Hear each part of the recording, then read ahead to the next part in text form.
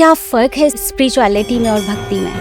अगर हम भगवत गीता में देखें, श्री कृष्ण ने कहा कि सर्वप्रथम तो पार्थ तुम्हें अपना कर्म करना ही है, तो कर्मयोग। दूसरा, तुम्हें अपने बारे में, इस ब्रह्मांड के बारे में ज्ञान लेने की आवश्यकता है, तो यहाँ आ गया ज्ञान योग। और तीसरा उन्होंने कहा कैसे समझा जाए, अपने माइंड को कैसे समझाया जाए कि हम भक्ति मार्ग पे हैं या हम स्पिरिचुअलिटी को फॉलो कर रहे हैं। चाहे हम लक्ष्मी जी को पूजें, गणेश जी को पूजें, विष्णु जी को पूजें, हमें तो उनके स्वरूप के साथ एकाग्र होना है ना। हमारे शंकराचार्य जी कहते हैं ना कि एक मनुष्य के जन्म में 3 प्रमुख आशीर्वाद है। एक तो मनुष्य का जन्म ही मिलना, फिर वो कहते हैं कि इसी जन्म में मोक्ष का मिलना, और उसी श्वास में वो कहते हैं परंतु मोक्ष मिलने के लिए जिस गुरु की आवश्यकता है, उस गुरु का मिलना सबसे बड़ा परम सौभाग्य है। अगर कोई साधना में उतरना चाह रहा है तो क्या गृहस्थ जीवन में रह के भी वो साधना में उतर सकता है? बिल्कुल। तो गृहस्थ को तो ये सब चीजें समझनी है कि कब मुझे अहिंसा में जीना है,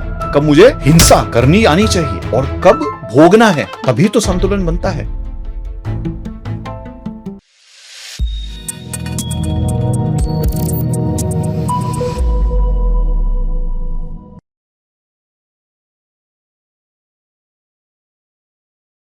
नमस्कार, स्वागत है आपका आज के पॉडकास्ट में।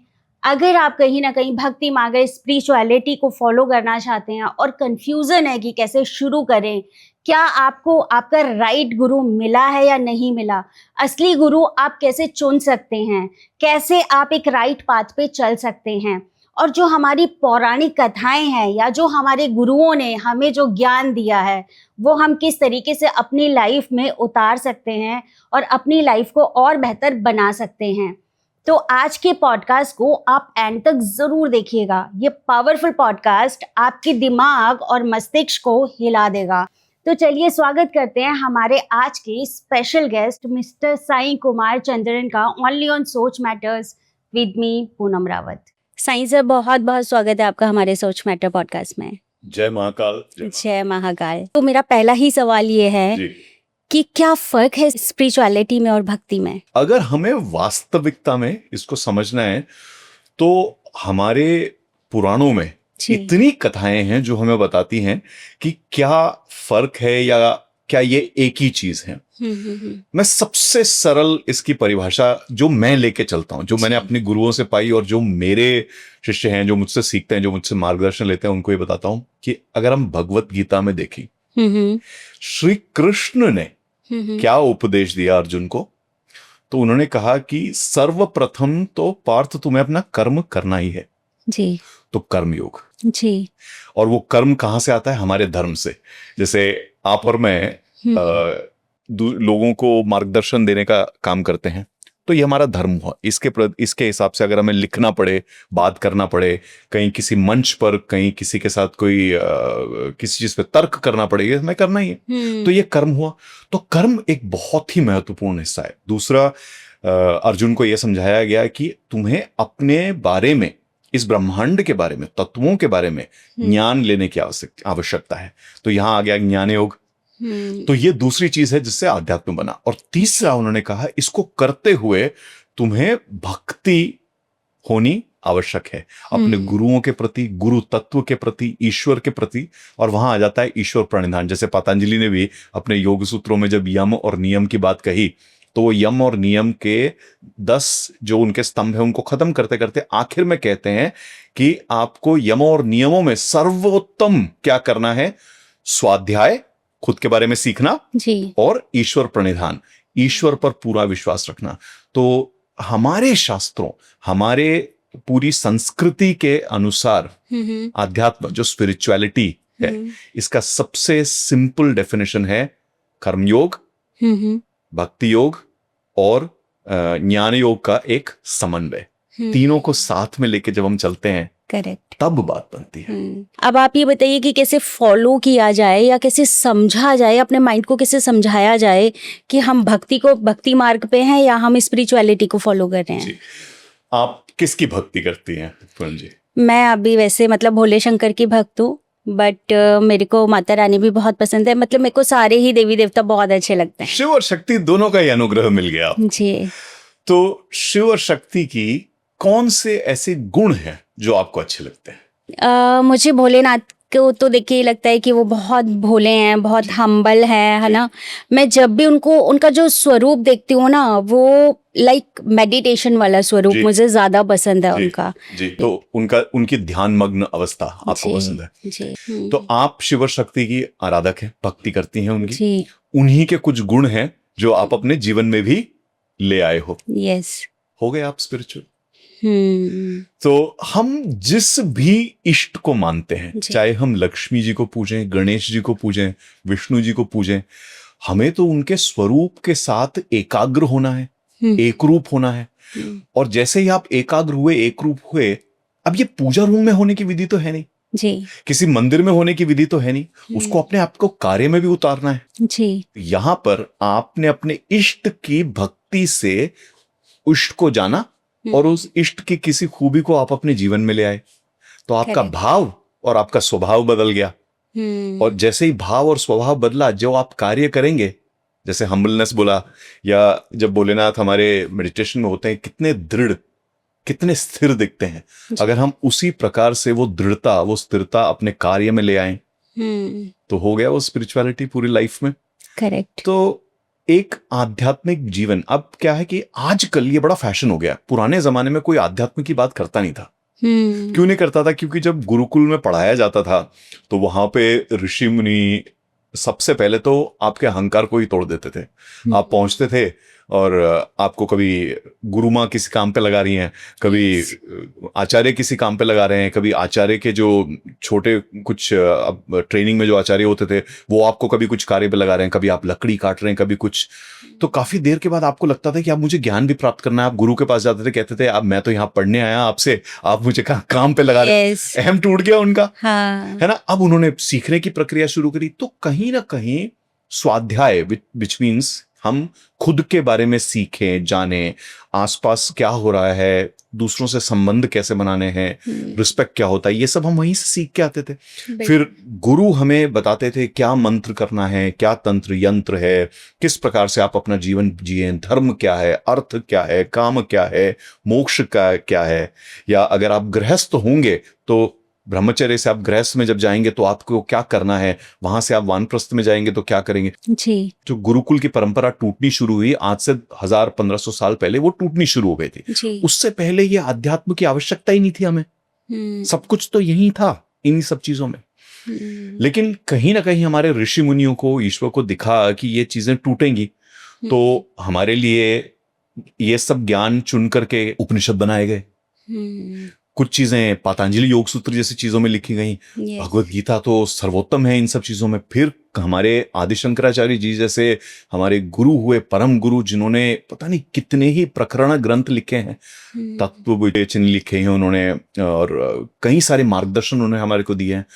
तो मेरा तो ये मानना है कि हम आज इस स्पिरिचुअलिटी के कंफ्यूजन में क्यों पड़े हैं, क्योंकि कुछ अंग्रेजी शब्दों को लेकर के हम इसको समझने की कोशिश करते हैं, और कहीं ना कहीं उस पाश्चात्य जो वेस्टर्न एक ट्रेडिशन है उसने हमारे दिमाग में कंफ्यूजन पैदा कर दिया। एक बड़ा स्टेटमेंट मैं बताता हूं, बहुत सारे लोगों से मैं बात करता हूं, वो कहते हैं कि I am not religious, I am spiritual. इसका क्या मतलब हुआ?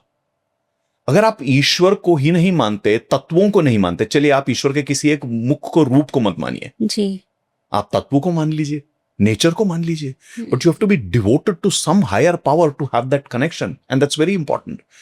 तो रिलीजन और ट्रू सेंस में रिलीजन, हाँ, आज एक बहुत कॉन्वोल्यूटेड फॉर्म होता है कहीं कहीं रिलीजन्स में कि वो मैनिपुलेट करती हैं चीजों को, हम उधर नहीं पड़ेंगे उन कंट्रोवर्शियल चीजों में। सिंपल साधा जो ईश्वर को मानना है, तत्वों को मानना है, और स्पिरिचुअल जर्नी में फर्क नहीं है। वापस वहीं जो श्री कृष्ण ने कहा, अपने बारे में समझे, तत्वों के बारे में समझे, ज्ञान योग, कर्म करें कर्म योग, और ईश्वर को माने भक्ति योग। इन तीनों चीजों को साथ में लेके चलें तो हो गए हम आध्यात्मिक। परफेक्ट। और मंदिर में अध्यात्म नहीं होता, जीवन में उतारना है। 5-10-15 मिनट की पूजा में वो कर लिया आपने, पर जीवन में आपका भाव, आपका स्वभाव, आपकी क्रिया, इन पर निर्भर करता है कि हम वास्तव में आध्यात्मिक हैं कि नहीं। बिल्कुल। अभी जैसे आप बात कर रहे थे ना, सेम मतलब मुझको भी कहीं ना कहीं बीच में, अब तो मैं बहुत सॉर्टेड हूँ, क्लियर हूँ, तो कहीं ना जैसे घर वाले कहते हैं कि तुम पूजा पाठ करो, मैं बात रिलीजन की कर रही हूँ, और हम कहीं ना कहीं स्पिरिचुअलिटी में खोए हुए हैं, क्योंकि सम टाइम ना, एक टाइम के बाद ये क्वेश्चन आता है कि जी। तुम कौन हो, जी तुम वो ढूंढ रहे हो अपने अंदर, और साथ ही साथ हमें रिलीजन भी फॉलो करना है। तो कई बार ना माइंड स्टक हो जाता है वहां पे कि मंत्रा चैंटिंग करे, आरती पढ़े या दुर्गा चालीसा पढ़े या शिव चालीसा पढ़े। जी तो आई एम श्योर ये कंफ्यूजन ना सब लोगों को रहती है। तो ये जो नियम है ये कितने इम्पोर्टेंट है फॉलो करने? बहुत सुंदर प्रश्न। दो कथाएं लेते हैं इसको समझने के जी लिए। बिल्कुल। पहली तो ये कथा हम बहुत सारे लोगों ने श्री रामकृष्ण परमहंस का नाम सुना होगा, जी बिल्कुल। और ये भी दुनिया जानती है कि वो एक महान काली भक्त थे। जी तो ऐसा कहा जाता है कि हमारे रामकृष्ण जी जी। माँ की भक्ति में विलीन रहते थे हर वक्त। माँ मुझे भी बहुत प्यारी हैं, तो माँ काली के स्वरूप पे उनका निरंतर ध्यान रहता था। जी। तो वो पूजा अर्चना के लिए फूल भी स्वयं तोड़ के लाते थे, सारी तैयारी खुद करते थे। तो एक दिन क्या हुआ, अपने बगीचे में वो फूल तोड़ रहे थे। आप मानेंगे पूनम जी, कहा जाता है उनको ऐसा लगा कि माँ ने स्पर्श किया ओके। उनके हाथ को, हाँ। जैसे वो फूल तोड़ रहे थे। जी। तो वो रुके, कहते माँ क्या कर रही हो? तो माँ कहती तुम क्या कर रहे हो? कहते माँ आपकी पूजा का समय हो रहा, हाँ। मैं फूल चुन रहा हूं आपकी पूजा के लिए। माँ कहती राम सोचो तुम क्या कर रहे हो, ये फूल कहां लगा है धरती पर, मैं ही धरती हूं, ये फूल तो मेरा ही है, तुम इसे तोड़कर मुझी पे चढ़ाओगे क्यों? तो क्या समझ में आया उस वक्त रामकृष्ण जी को कि मां की पूजा अर्चना के लिए कोई बहुत गंभीर विषयों में पढ़ने की आवश्यकता नहीं है। और जो लोग थोड़ा भी परिचित हैं रामकृष्ण जी के बताए हुए मार्ग से, या जो उनकी जीवनी थी, उनको ये पता है कि माँ काली की पूजा करने के लिए उन्होंने कोई बहुत गंभीर चीजें कभी नहीं करी। साधा सरल उनकी पूजा रहती थी। और हमने क्या क्या सुना है ना कि जब आप भैरव जी की पूजा करते हैं या माँ काली की पूजा करते हैं तो लोग क्या क्या चढ़ाने चाहते हैं। मैं करेक्ट ना वो नाम लेके मैं कंट्रोवर्सी पे नहीं जाना चाहूंगा, बट यहां से हमें ये सीख मिलती है कि ईश्वर तो हर वक्त हर जगह है। तो ये सृष्टि, ये ब्रह्मांड ही उनकी है। तो आप और मैं मनुष्य होके कौन सी प्रक्रिया ऐसी कर लेंगे, क्या चढ़ा देंगे हम जो ईश्वर के पास स्वयं है ही नहीं है। तो ये तो एक कथा हुई जी। तो ऐसे ही एक और कथा है एक ऋषि के बारे में। तो आपके और मेरे जैसा ही एक शिष्य जी। एक ऋषि के पास जाता है, और एक बड़े पारंपरिक ऋषि थे। जैसे हमारे समाज में क्या है, ऐसे नाथ संप्रदाय है, ऐसे कौल संप्रदाय है, ऐसे कई हमारे संप्रदाय हुए जिन्होंने विधियों को परिपक्व किया, तंत्रों को परिपक्व किया। और ये सिर्फ ऐसे नहीं कि संस्कृत में ही इनके मंत्र वगैरह थे, कहीं हो तो जैसे नाथ संप्रदाय वगैरह में तो आप कितने ही शाबर मंत्र देखेंगे जो संस्कृत में भी नहीं है। तो ये संप्रदाय चलते हैं हमारे यहाँ।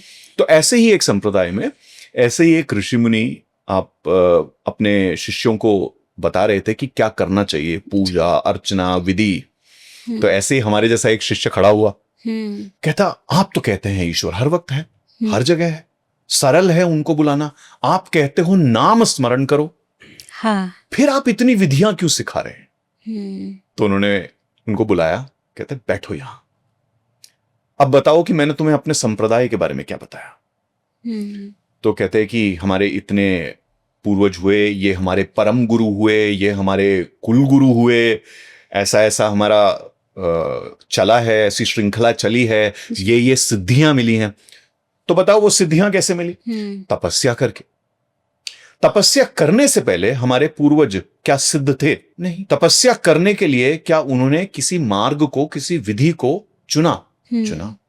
क्या उन विधियों को करते हुए उन्होंने उन विधियों को भी सिद्ध किया? तो वो उनका जो शिष्य है 2 मिनट चुप हुआ। हाँ। कहता ये तो बहुत गहरी बात पूछी आपने, क्या तपस्या करते हुए जो विधि हमारे पूर्वजों ने करी, क्या वो विधियां भी सिद्ध हुई? तब उसे कहीं समझ में आया कि हां। तो गुरु जी, यहां से हमें क्या सीखने को मिलता है कि रामकृष्ण जी की तरह हम हर वक्त नाम लें, अपने ईश्वर पर अपना ध्यान केंद्रित करें, उनके साथ एकाग्र हों, एकरूप हों, ईश्वर को उतना ही बहुत है।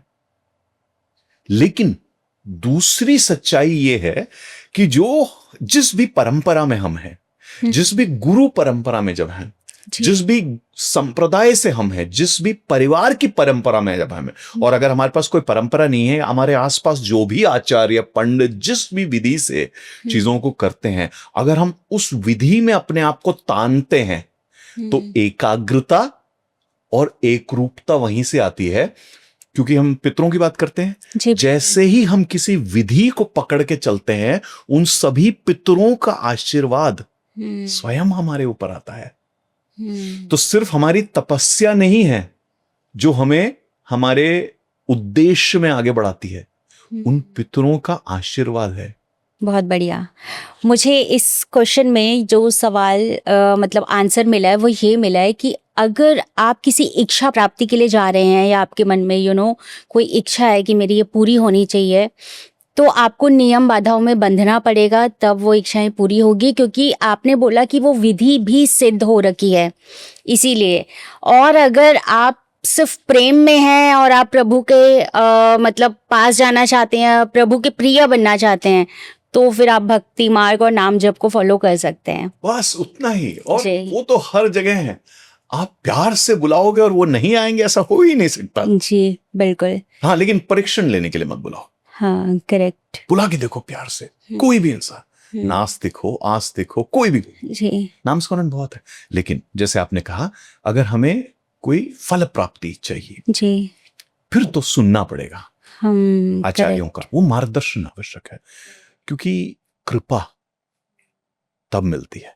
कृपा की बहुत बड़ी जगह है आध्यात्म के पथ पर। कृपा नहीं तो कुछ नहीं, है ना। हमारे शंकराचार्य जी कहते हैं ना कि एक मनुष्य के जन्म में 3 प्रमुख आशीर्वाद हैं। एक तो मनुष्य का जन्म ही मिलना, इस योनि का, क्योंकि योनियों में इसको सर्वोत्तम माना गया है। और फिर वो कहते हैं कि इसी जन्म में मोक्ष का मिलना। और उसी श्वास में वो कहते हैं, परंतु मोक्ष मिलने के लिए जिस गुरु की आवश्यकता है, उस गुरु का मिलना सबसे बड़ा परम सौभाग्य है। तो आप मनुष्य तो बन गए, मोक्ष की इच्छा भी है, लेकिन गुरु नहीं हुए तो मनुष्य जन्म ही। कितनी अच्छी बात बोली आपने, बिना गुरु के तो स्वर्ग भी नहीं जा सकते। तो वही बात है। अगर आज के टाइम की हम बात करें, कलयुग की बात करें, तो आज के टाइम पे ना एक गुरु को ढूंढना अपने आप में एक बहुत बड़ी बात है। तो हम कैसे फाइंड आउट करें कि मतलब ये हमारे लिए राइट पर्सन है और ये ही हमारे गुरु हैं? पहले मार्ग चुन ले आप। जी, मेरा तो ये मानना है। ठीक है, तो अब अध्यात्म को देखिए, अगर हम श्री कृष्ण की वाणी में कर्मयोग, ज्ञान योग और भक्ति योग। अब इसमें कर्म योग तो आप अपने जीवन का काम कर रहे हैं, वो करते रहिए। अब आपको ज्ञान योग और भक्ति योग समझना है।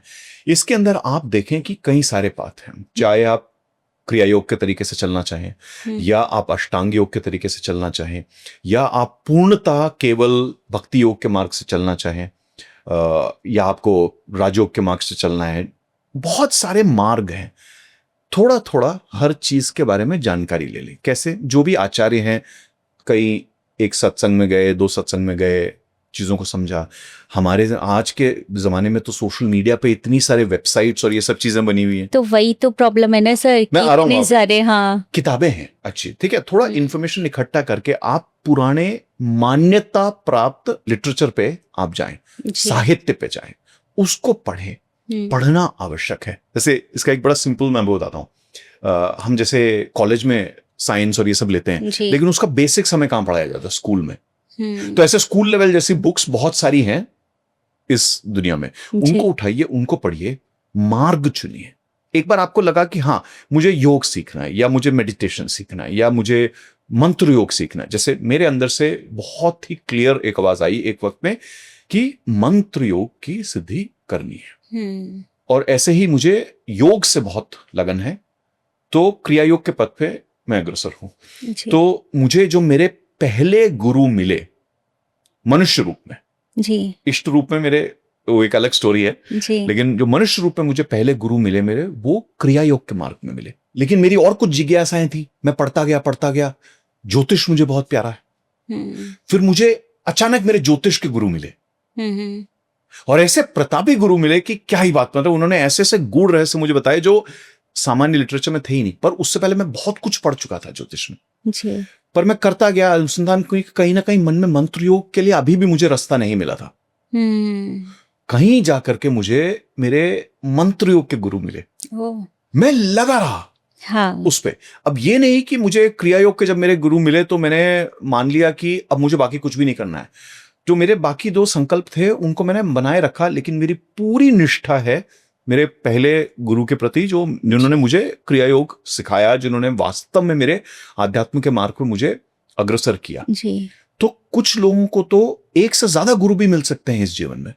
क्या उतनी चेष्टा है आपके अंदर, उतनी तृष्णा है, उतनी आपकी प्यास है, वो देखना है हमें। करेक्ट। कई बार एक ही गुरु के पास आपको सब कुछ भी मिल सकता है। तो ये हर एक का एक अलग अलग वो है। तो जैसे आप कह रहे थे ना, सोशल मीडिया पे बहुत कुछ इन्फॉर्मेशन, हाँ उसमें मत फंसे। आप ये देखें कि परंपरा क्या है, वो किस विधि से चलते आ रहे हैं, कहां से क्या सीख करके चल रहे हैं। आजकल बहुत सारी फैशनेबल चीजें हो गई हैं, लोग वर्कशॉप्स चलाने लगे हैं, उन सब चीजों में मत पड़ो आप ये देखो कि क्या योग में उसके जड़ें हैं, क्या वेदों में या उपनिषदों में उसकी जड़ें हैं, क्रिया योग जैसी चीज में, मंत्र शास्त्र में क्या उसकी जड़ें हैं। जी। जड़ें तो हम पहचान सकते हैं, जड़ों पे ध्यान दें। अगर वो जड़ों पे ध्यान दे तो कोई ना कोई आचार्य आपको मिल जाएगा, और अगर आपके जीवन में आचार्य से ही आपका मार्ग प्रशस्त होना लिखा है, उतना ही बहुत है आपके लिए, बाकी आपकी खुद की मेहनत है। अगर आपको वास्तव में कोई सिद्ध गुरु मिलने हैं वो भी मिल जाएंगे। लेकिन एक चीज मैं बोलना चाहूंगा पूर्ण जी, कोई भी गुरु आपको उठाकर उस परिस्थिति तक नहीं ले जा सकता जहां पे आपकी हर इच्छा की प्राप्ति और इच्छाएं खत्म हो जाना, या जिसको हम कहते हैं मोक्ष या लिबरेशन, फ्री हो जाना। करेक्ट। कोई भी गुरु आपको उस दरवाजे को पार नहीं कराएगा। उसको पार क्या करना, किसको करना है? स्वयं को। गुरु के मिलने से पहले से वो चेष्टा, वो बहुत आवश्यक है। मैं इसको यहां छोड़ूंगा इस बात को। जी, खोज बहुत जरूरी है। बहुत बढ़िया। अभी जैसे हम भक्ति की बात कर रहे हैं, होली भी आने वाली है, हाँ ना। भक्त प्रहलाद को हमने बहुत सुना है, तो थोड़ा सा उनके बारे में बताइए कि वो किस मार्ग पे थे, और मतलब जो उनकी भक्ति है वो इतना इम्प्रेसिव थी कि स्वयं भगवान विष्णु को आना ही पड़ा उनके लिए।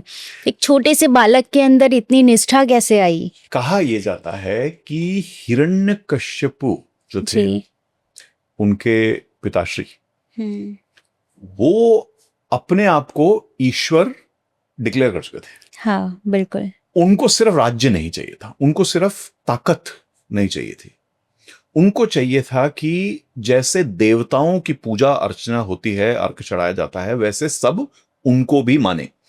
अब इसके लिए वो एक तो सबको कह चुके थे खुले में कि आप मुझे ही ईश्वर मानो, दूसरा वो निरंतर देवताओं के साथ युद्ध उनका चलता रहता था, तो ये दोनों प्रक्रियाएं चलती रहती थी। तो कहानी ऐसी है कि शायद ऐसे ही किसी युद्ध के बीच में जो उनकी पत्नी है, अगर मैं गलत नहीं हूं तो ख्यादू नाम था शायद उनका, ख्यादू। अगर मैं गलत नहीं, मैं कोई अगर याद सही से आ रहा है, तो ख्यादू को शायद देवताओं ने घेर लिया। तो वहां युद्ध चल रहा है, हिरण्यकश्यप को यहाँ पे ख्यादू को घेर लिया गया कुछ देवताओं के द्वारा आकर के। तो नारद मुनि को पता चला इसके बारे में, तो वो आए, कहते कि ये तुम गलत कर रहे हो, ये मेरी संरक्षण में है, तुम जाओ, तुम युद्ध करो सही मार्ग से, यहां पे इनके परिवार को घेरने की आवश्यकता नहीं है, क्योंकि गलत है वो चीज करना। तो कहा जाता है कि नारद ऋषि लेके गए जब, तो भक्त प्रहलाद अपनी मां के गर्भ में थे उस वक्त, और जो बातें नारद ऋषि के द्वारा की जाती थी वो सुनते थे। और हम सबको पता है कि नारद मुनि जो हैं वो परम भक्त हैं किसके? भगवान विष्णु के।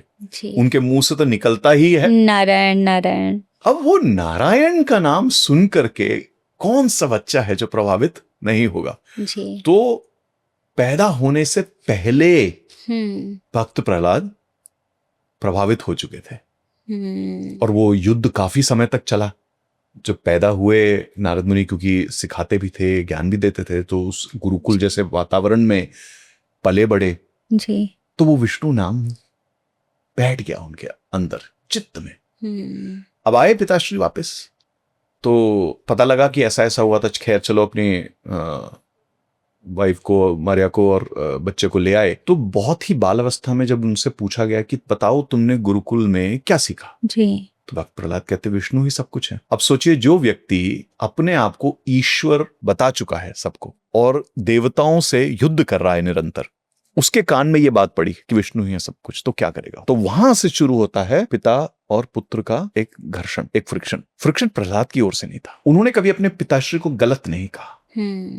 वो सिर्फ और सिर्फ Correct. धर्म के लिए खड़े थे, जी। क्योंकि उनको पता था कि नारायण कौन है, ब्रह्मांड क्या है। तो बहुत लोग कहते हैं कि कहीं ना कहीं प्रहलाद ने अपने पिता के खिलाफ विद्रोह किया। नहीं, ऐसा जी। नहीं। उन्होंने कोई पितृदोष नहीं, पिता के खिलाफ कोई गलत काम नहीं किया। वो केवल अपने भगवान को सर्वोत्तम मानते थे और इतना ही किया। पिता ने उनको विष दिया, कुछ नहीं बोले। हाथी से रौंदवाने की कोशिश करी, कुछ नहीं कहा और बचते गए। फिर होलिका, और वो हमें पता ही कि क्या किया होलिका ने, उनको लेके बैठ गई अग्नि पर। अग्नि पे इतना वो काम गलत था कि अग्नि ने प्रहलाद को जलाने की जगह होलिका को ही दहन कर दिया। बिल्कुल।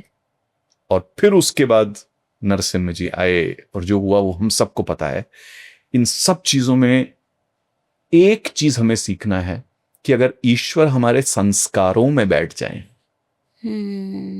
तो वो हमारी सर्वोत्तम परिस्थिति है। जी। जैसे ज्योतिष में कई बार जब कुंडली देखते तो हम कहते हैं ना, मनुष्य गण, जी, देवगण, राक्षस गण। यस। हम सोचते नहीं है इस चीज को। क्यों ऐसा हुआ कि ऋषियों की, ऋषि पत्नियों से उत्पन्न हुए कुल को दैत्य या राक्षस कहा गया? जी। कहीं तो वो संस्कारों की बात थी ना। अब ये ऐसा थोड़ा कि वो कुछ अलग से प्राणी थे, हैं तो ईश्वर के ही बनाए हुए योनियां। बिल्कुल। तो अगर हमें हमारी कुंडली में बताया जाता है कि कुछ हमारे अंदर ऐसी बातें हैं, तो क्या हमारे अंदर आसुरीय प्रवृत्तियां हैं, क्या हमारी राक्षसी प्रवृत्तियां हैं, ये हमें समझने की आवश्यकता है। दुनिया लगी है उपाय करने में, अपना किस्मत बदलने की कोशिश में, कभी ये नहीं समझते कि अपनी आसुरीय प्रवृत्तियां, अपनी राक्षसी प्रवृत्तियां बंद करनी है, खत्म करनी है। भक्त प्रहलाद का जो आपने प्रश्न पूछा, बहुत ही सुंदर। जी। सबसे बड़ा लेसन हमारे श्रोताओं को क्या लेके जाना है यहां से? ईश्वर को संस्कारों में ही बिठा लें अगर, तो जीवन पार है। बिल्कुल। मतलब भक्त प्रहलाद तो एक ऐसा, जब भी मैं उनकी कहानी सुनती हूँ मुझे लगता है कि वो क्या मोमेंट रहा होगा कि भगवान स्वयं एक भक्त के लिए प्रकट हुए और वो गुस्सा इतना ज्यादा था कि वो शांत भी नहीं हो रहे थे। एक अवतार दिखा दिया। बिल्कुल, एक अवतार दिखा दिया महाविष्णु ने। अब इसके उल्टा अगर हम बात करें, मेरे को अब जो समझ में आ रहे हैं, तो अगर हम रावण की बात करें तो वो भी तो कहीं ना कहीं भक्त थे ना। उनसे बड़ा शिव भक्त तो किसी को माना ही नहीं गया है। बिल्कुल। तो उनका अंत इतना बुरा क्यों हुआ? रावण जिस कुल से थे, अगर आप उनके पितामह को देखें और वो किस क्रम में चल रहे हैं, पुलस्त ऋषि कितने प्रबल ऋषि थे और कहां से उनको उनके संस्कार मिले, किन संस्कारों को उन्होंने अपनाया, किनको उन्होंने ठुकरा दिया, ये तो कहानी मानने वाली है चीज जी। पर रावण की कथा में एक चीज अगर आप देखेंगे शुरू से अंत तक, वो थी उसकी जिद। रावण तपस्या करते थे तो भी जिद थी। अगर उनको कोई सिद्धि चाहिए तो वो जिद थी।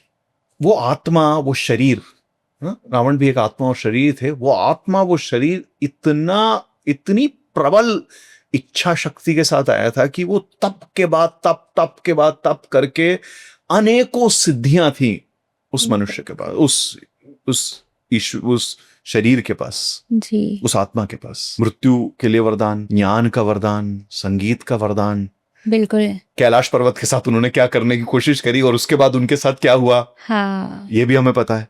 तो आप जी, ये सोचो, शिव के इतने परम भक्त होने के बाद भी, और जब उन्होंने कैलाश को ही उठाने की कोशिश करी और शिवजी ने अपने अंगूठे से दबाया, हाँ, और बचने के लिए उनको पूरा तांडव स्तोत्र रचना पड़ा, जी, वो रुके थोड़े उसके बाद भी। उनके जीवन की एक एक क्रम को उठा के देखिए, चाहे नवग्रहों को अपने पास बांध के रखना हो, हाँ, या जब मेघनाथ के जन्म का समय आया तो कहते हैं ये इतना प्रबल जीव था ये कि इसने अपने पूरे मस्तिष्क में एक एक चीज की गणना कर ली कि किस मुहूर्त में इस बच्चे के आने से ये ऐसा प्रभावशाली बनेगा कि इसको देव दैत्य कोई भी नहीं हरा पाएगा।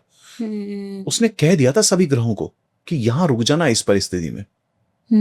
ये प्रबल जी, और उस मनुष्य की प्रबलता यहां भी खत्म नहीं होती। कुछ कथाएं ये बताती हैं कि जिस क्षण में श्री राम के कदम पड़े लंका में, जी, सबको पता लग गया राम आए हैं, सबको, और लंका में हाहाकार मची। जी, ऐसा कहा जाता है कि रानी मंदोदरी भागते हुए गई, कहती मैंने और विभीषण ने आपको बहुत समझाया है कि मत करिए, विनाश हो जाएगा। और ये अपने कक्ष में चल रहे थे, किसी को बता नहीं रहे थे कि मन में क्या चल रहा है, मैं कहां जा रहा हूं, ये कितना बड़ा विद्वान है, इसको समझने की हम कोशिश करते हैं। तो मंदोदरी को कहता, तुम्हें पता नहीं तुम किसकी रानी हो, क्या तुम्हें ये शोभा देता है जो तुम अभी कह रही हो? तो मंदोदरी भी सहम गई और वो चली गई इनको यहां छोड़ के।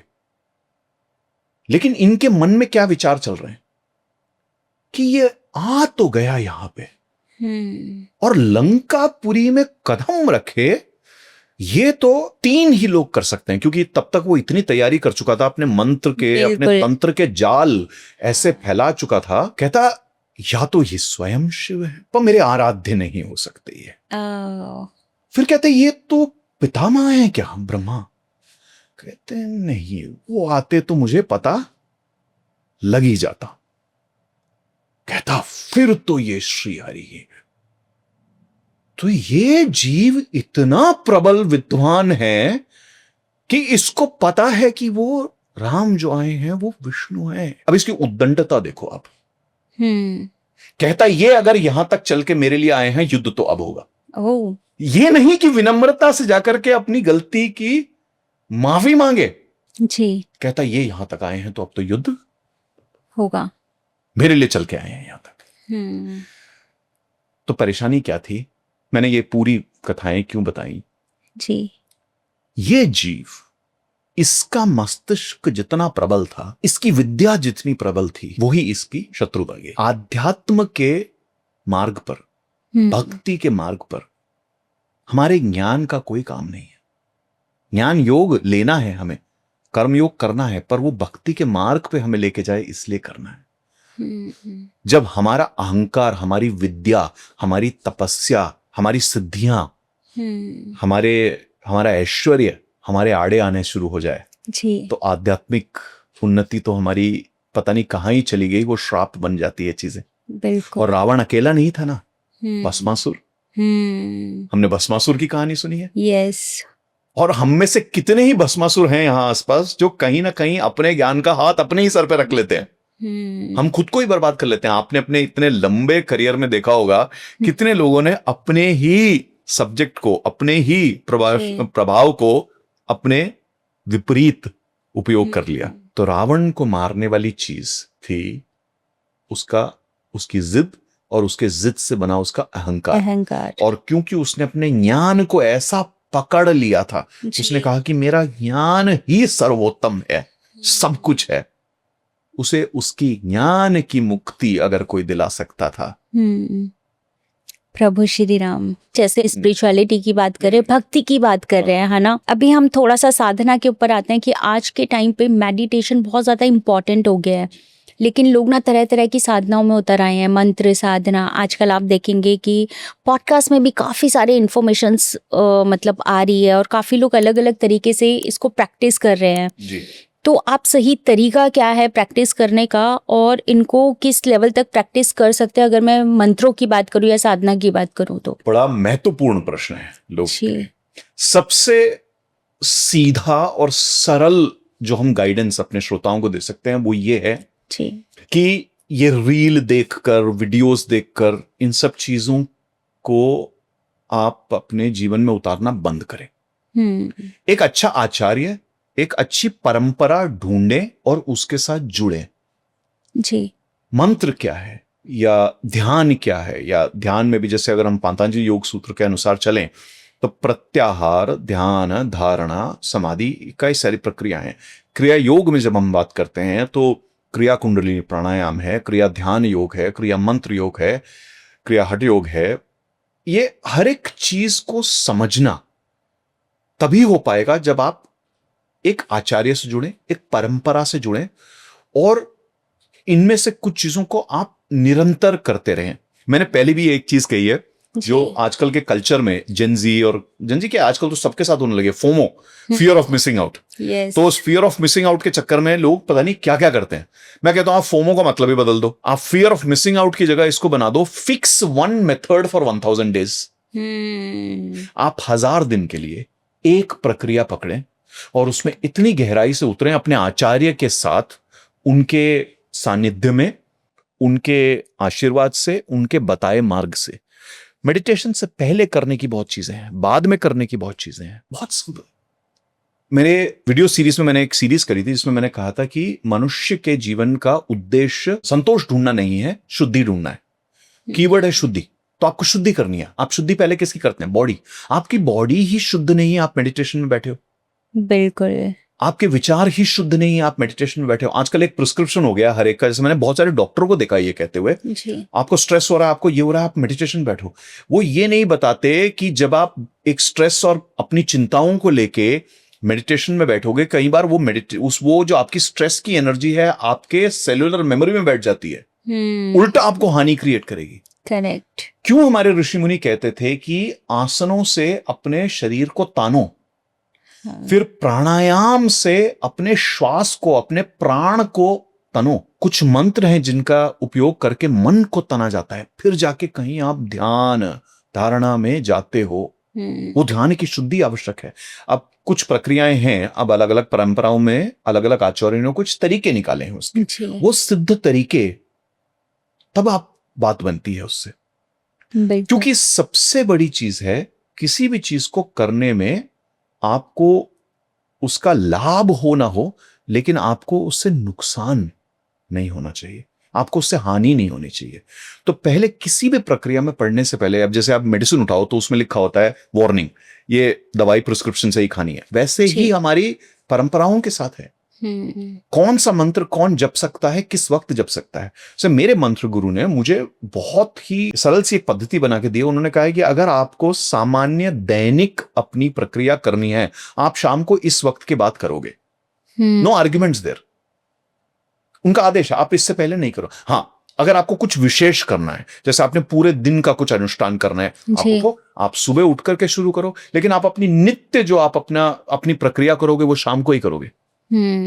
तो टाइमिंग कितनी इंपॉर्टेंट है मंत्र के साथ, या शुद्धि कितनी इंपॉर्टेंट है मेडिटेशन या जो भी हम प्रक्रिया कर रहे हैं। बिल्कुल। अगर आप त्राटक कर रहे हैं, फैशन बन गया आजकल, लोग कहते हैं हम त्राटक कर रहे हैं, आपको पता भी है कि उस त्राटक का मतलब क्या है? मुझे यहाँ पे यही जानना है कि जो लोग त्राटक प्रैक्टिस करते हैं, बेसिकली जब हम छोटे थे तो हमें कहा जाता था इससे फोकस बढ़ता है, जो हमें स्कूल में बताया गया था। लेकिन अब जैसे जैसे हम बड़े हो रहे हैं, अदर पॉडकास्ट में देख रहे हैं, बहुत सारे शिक्षा ले रहे हैं, तो पता चल रहा है त्राटक का कुछ और भी मतलब है, बहुत सारे मतलब। हाँ, तो वो कैसे प्रैक्टिस और क्या इम्पोर्टेंट है वहाँ पे, मतलब सबसे ज्यादा वो मुझे बताइए। देखिए, मैं वापस वही कहूंगा, जिसको भी त्राटक या कोई भी प्रणाली सीखनी है, एक अच्छे आचार्य के पास जाएं, उनके सानिध्य में रहें। 5-10 मिनट जैसे हम कुछ पॉडकास्ट में बता दें या किसी वीडियो से देख के त्राटक ऐसे नहीं सीखा जाता। लेकिन मैं आपको बहुत सरल सी आपको 2-3 चीजें बताता हूं। अगर आप बैठे हैं त्राटक करने के लिए और आप जिस भी प्रकार से अपने आंखों को या अपने चेहरे को आप संतुलित रख रहे हैं या असंतुलित रख रहे हैं, उससे अगर किसी गलत ग्रंथि पर, किसी गलत नाड़ी पर जोर पड़ गया, उसको कुछ अलग ही प्रभाव होने लगेगा। कितने लोग होते हैं मेडिटेशन या त्राटक करने के बाद कहते हैं बहुत सर दर्द हो रहा है, सर दर्द हो रहा है, सर दर्द हो रहा है। कई बार मैंने पूछा है लोगों को, तुम क्या कर रहे हो आजकल? कहते हैं हम एक नया मेडिटेशन कर रहे हैं। उस मेडिटेशन में क्या कर रहे हो? तो हमने सुना कि त्राटक करना चाहिए, या एक नया फैशन है, किसी ने सुन लिया शांभवी मुद्रा, तो ऐसे आंखों को ऐसे ऊपर ले जाके ऐसे। Correct. अरे बाबा, अगर सिर्फ आंखों को ऊपर ले जाकर के आप शांभवी मुद्रा कर लेते तो क्या ही बात थी, है ना? तो चाहे त्राटक हो चाहे कोई और चीज हो, स्टेप बाय स्टेप उसमें जाया जाता है। ये एक आचार्य आपको करवाता है कि आपको त्राटक के लिए आप बैठे हैं तो डिस्टेंस कहाँ है आपका, आप उस पे फोकस करने से पहले कैसे आपने अपने आंखों को तैयार करना है, अपने श्वास को तैयार करना है, शरीर की स्थिरता क्या है, आपकी ईडा नाड़ी, पिंगला नाड़ी में क्या परिस्थिति है, कैसे समझना है आपको। और चेयर पे भी बैठ के कर सकते हैं, क्योंकि कुछ लोग हैं जो नहीं बैठ सकते नीचे। अगर आप नीचे बैठे हैं तो आप सुखासन में बैठ के कर रहे हैं या सिद्धासन में बैठ के कर रहे हैं, तो क्या फर्क है, क्या समझना चाहिए अपने आप को, आपके शरीर के बारे में। बहुत सारी चीजें हैं समझने। बिल्कुल। तो जब तक आप एक आचार्य के पास बैठ के सही तरीके से उस पूरी चीज को करें, तब तक ये बात नहीं बनती। और हमारे जितनी भी चीजें, इन सभी पद्धतियों में हमें समझने की आवश्यकता है, शरीर को साथ लेके चला जाता है, श्वास प्राण को साथ में लेके चला जाता है, मन को साथ में लेके चला जाता है, भाव को साथ में लेके चला जाता है। मानसिक रूप से एक चीज करना और उसकी पूरी प्रक्रिया को एक चीज से करना, उसकी प्रणाली एक अलग है। बिल्कुल। इन सब चीजों को बांध के चलने की आवश्यकता है, वरना तकलीफ होने वाली है, क्योंकि हम किसी चीज को सिद्ध नहीं कर रहे हैं। तो लोगों को यह समझना जरूरी है कि किसी हम एक प्रणाली को लें और हम सोचते हैं कि चलिए इसके 5 स्टेप करने हैं, और 5 स्टेप करते करते आप अनुसंधान करके उसमें 6वां 7वां 8वां स्टेप कर रही हैं, और या 2 स्टेप कम कर दे रही हैं। ये अनुसंधान की प्रक्रिया है। ये योग वगैरह जो बना बहुत ही साइंटिफिक है, ये सब अनुसंधान के द्वारा बना गया। मंत्र सिद्धि वगैरह सब अनुसंधान हुए हैं इस पे। अगर आप वो अनुसंधान कर रहे हैं, वो एक अलग प्रणाली है। आप किसी चीज को भोग रहे हैं, मतलब आप किसी परंपरा में आए, आपके आचार्य ने आपको कुछ सिखाया, आप उसको लेकर के चल रहे हैं, वो एक अलग प्रणाली है। इतने डीप में समझने की जरूरत है, लाइटली लेके नहीं किया जाता इन सब चीजों को। आज के टाइम पे अगर देखा जाए ना सर, तो जितनी प्रणालियां हैं या जितने हम बोले तंत्र मंत्र, सब कुछ तो बाहर आ चुका है। तो कितना सेफ है ये? लग रहा है बाहर आया। मैं आपको गारंटी से इस पथ पे काफी समय से चलने के बाद मैं आपको ये बता दूं, ये जितना भी चल रहा है सोशल मीडिया पे, ये 0.1% भी नहीं है। आप जब बैठेंगे किसी सिद्ध गुरु के पास, तब आपको ऐसी ऐसी चीजें समझ में आएंगी कि आप हैरान रह जाएंगे। मैं बहुत ज्यादा नहीं कहूंगा, पर मेरे गुरुओं की कृपा से सिर्फ प्रणव साधना में कुछ 108 तरीके तो हैं जो मैं सिखा सकता हूं। और गुरुओं की कृपा से ऐसे ऐसे रहस्य हैं। बहुत सारे लोग चक्र साधना में लम वम रम्यम हम शम, यस इतने में छोड़ देते हैं। बीज मंत्र सिर्फ इतने नहीं। जब कोई उस स्तर पर पहुंचे कि उसको दिए जाएंगी चीजें, तब गुरु परखते हैं। हमारे परंपरा में एक चीज का ध्यान रखना बहुत आवश्यक है, वो ये है कि गुरु परख के देता है। जब समय आता है तब देता है या देती है, या जब आपकी पात्रता बनती है तब दी जाती है। ये बहुत सारे लोग जो ये इंटरनेट पे डाल के अपने व्यूज और इन सब चीजों के लिए कर रहे हैं, ये गलत है, और ये कहीं ना कहीं जाकर के वापस हिट करती हैं। बहुत सारे लोगों ने सावधान किया है इस चीज पे कि आप किसी वीडियो को देख के मंत्र ना करें, आप किसी वीडियो को देख के कोई प्रणाली या योग ना करें। आप जाएं, अगर आपको कोई मनुष्य बहुत अच्छा लगा है, जैसे एक छोटा सा एग्जांपल दिया, आप वीडियो देख रहे हैं, कोई योग कर रहे हैं, आपको लगा, आपने 25 वीडियो देखे, अच्छा लगा, जाइए, चेष्टा करिए, उनको ढूंढिए, उनसे बात करिए, उनके पास बैठिए, उनसे दीक्षा लीजिए, या दीक्षा नहीं भी लेते, उनसे प्रणाली से आप जुड़िए। लेकिन FOMO, fix one method for 1000 days, कम से कम 1000 दिन तो लगाइए वहां पे। करेक्ट। आपको लगा कि कोई व्यक्ति मंत्र दे रहा है, क्या उसने एक ही मंत्र दिया है कि बहुत सारे मंत्र हैं? वो किस परंपरा से हैं? जाइए, ढूंढिए, बात करिए उनसे, समझिए, उनसे जुड़िए। और ऐसे बहुत सारे अब अच्छे गुरु आपको मिलेंगे, जैसे मेरे गुरु जो क्रिया योग में, जो गुरुजी ने मुझे आशीर्वाद दिया, पूरा मेरे जीवन का ही मार्गदर्शन वो करते हैं, सदगुरु योगीराज डॉक्टर मंगेश दा, बॉम्बे में हैं, क्रिया योग सिखाते हैं और बहुत टाइम से, और कोई अननेसेसरी एडवर्टाइजमेंट नहीं, कुछ नहीं, वो अपने तरीके से चलते हैं। जिसको लगता है क्रिया योग सीखना, जाए मेरे गुरु के पास, सीखें क्रिया योग उनसे। अगर कोई साधना में उतरना चाह रहा है तो क्या गृहस्थ जीवन में रह के भी वो साधना में उतर सकता है? बिल्कुल, करना चाहिए। वापस इसका सबसे सरल तरीका समझने का, क्यों पतंजलि योग शास्त्र में उन्होंने यम और नियम जोड़े। पतंजलि से पहले जो योग शास्त्र जो चलते आ रहे थे, उनमें यम और नियम नहीं थे। वो सीधे आसन से शुरू होते थे, आसन, प्राणायाम, प्रत्याहार, ध्यान धारणा, समाधि, ऐसे चलते थे। क्यों पतंजलि ने, और वो पतंजलि ऋषि जो हैं बहुत ही प्रबल ऋषि थे। वो 10 स्तंभ यम और नियम के अंतर्गत क्यों उन्होंने ब्रह्मचर्य की बात करी, या सबसे पहली बात, यम में उन्होंने क्यों अहिंसा की बात करी, क्यों उन्होंने बताया कि आपको अस्थेय होना चाहिए, ये सब चीजें समझना है जी। तो एक गृहस्थ को तो आवश्यक है ये समझना है कि अगर आपके आसपास धर्म है तो आप चलें अहिंसा से, और अगर अधर्म हो रहा है, आपके अंदर इतना शौर्य होना चाहिए कि आप उस अधर्म का मुकाबला कर सकें। बिल्कुल, ये भी बताया गया है हमारे शास्त्रों में।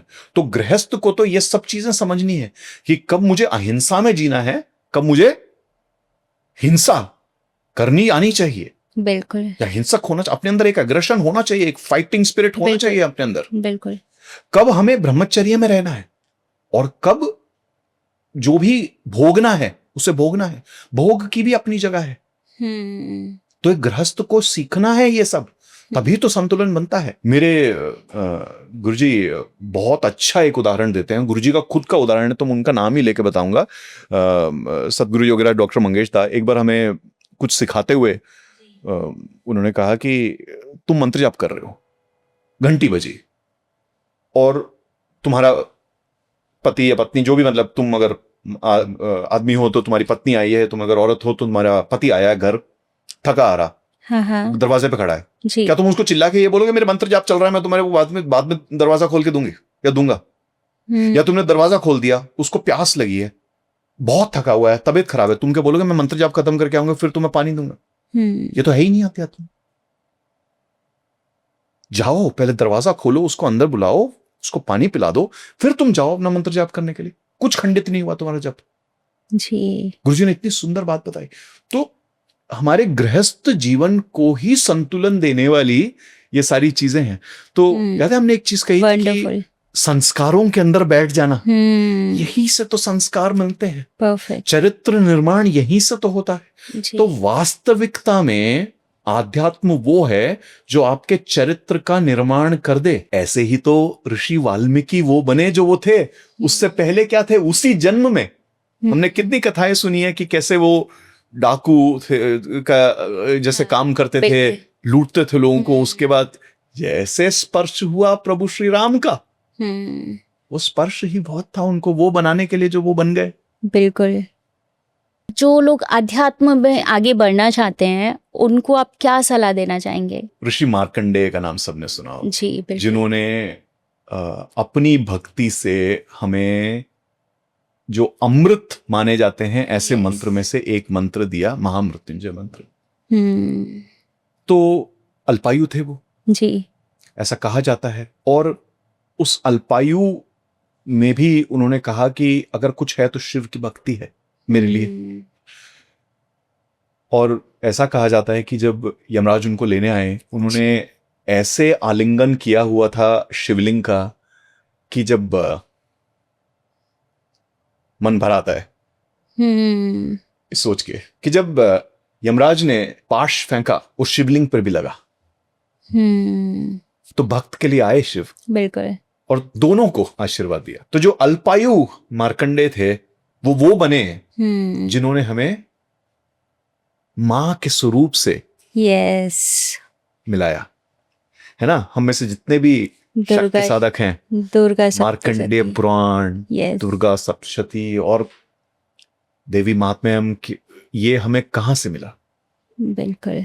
तो उपदेश तो क्या ही है, मैं ये कथा सबके पास छोड़ना चाहूंगा कि ऐसे कितने ही दिव्य पुरुष और स्त्रियां हैं, और अगर उन सबको भी न जाने तो मार्कंडेय ऋषि जैसे कुछ महान आत्माओं को आप अपने जीवन का एक इंस्पिरेशन बोल लेते हैं इसको, या बेंचमार्क जैसे कहते हैं ना, एक आपको वो स्तर पाना है अपने जीवन में। बिल्कुल। आप उस तरीके से अपने जीवन को देखें कि चाहे आपके पास धन की परेशानी हो, आयु की हो, या किसी प्रकार से आपको लगता है कि पितरों से आपको परेशानी है, या कुछ भी हो, ऐसे कितने ही महान महान आत्माएं इस धरती पर चली हैं जिनके जीवन से आपको बहुत कुछ सीखने को है। बिल्कुल। ऐसी कथाओं के साथ रहें, ऐसे सत्संग में रहें जी, तो आपको आपके जीवन का पथ तो मिल ही जाएगा। Wonderful wonderful. आज के पॉडकास्ट से ना मैं काफ़ी कुछ लेके जा रही हूँ। सबसे पहले तो ये कि स्पिरिचुअलिटी और भक्ति में क्या डिफरेंसेस हैं, है ना। अगर आपको अपनी कार्य सिद्धि के लिए कुछ करना हो, है ना, तो उसके लिए अलग मार्ग है, उसमें आपको नियम फॉलो करने पड़ेंगे। और अगर आप प्रेम में हैं तो फिर आपके लिए भक्ति मार्ग बहुत अच्छा है। सेकेंडली, आपने बहुत अच्छी बातें बोली कि जितनी सारी कथाएं, अगर आप किसी मार्ग पे चलना भी चाहते हो तो सबसे पहले अपने इतिहास उठा के पढ़िए, अपने साहित्य को पढ़िए, अपनी कथाओं को जानिए, उसके बाद ही किसी मार्ग को चुनिए। तो बहुत अच्छा लगा आज के पॉडकास्ट में। समय की थोड़ी सी कमी है, बट मेरे को बहुत ही ज़्यादा अच्छा लगा आप हमारे पॉडकास्ट में आए। थैंक यू सो मच, और आई एम श्योर मेरी ऑडियंस को भी बहुत अच्छा लगा होगा। धन्यवाद। जय महाकाल, जय जय महाकाल। माँ काली। हमारे सभी श्रोताओं पर महादेव और माँ शक्ति अपना अनुग्रह बनाए रखें। जी, जय महाकाल।